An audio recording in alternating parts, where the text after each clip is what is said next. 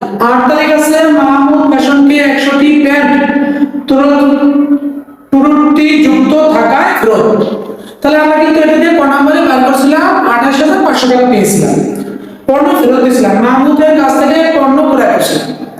যদি আমরা মাহমুদের কাছ থেকে পণ্য ক্রয় করি তখন আমরা লিখছিলাম ক্রয় হিসাব ডেবিট, পাওনাদার হিসাব ক্রেডিট।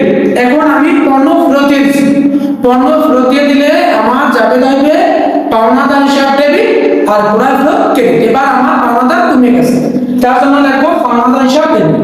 8 তারিখ আছে পাওনাদার হিসাব ডেবিট, পাওনাদার হিসাব ডেবিট, ক্রয় ফেরত হিসাব ক্রেডিট। যাবে ছিল পাওনাদার হিসাব ডেবিট, ক্রয় ফেরত হিসাব ক্রেডিট।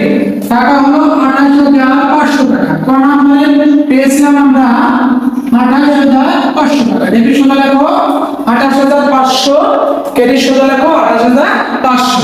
যাবে হলো পাওনাদার হিসাব ডেবিট, ক্রয় ফেরত ক্রেডিট। কারণ লিখতে পারি পণ্য ফেরত দেওয়া হলো।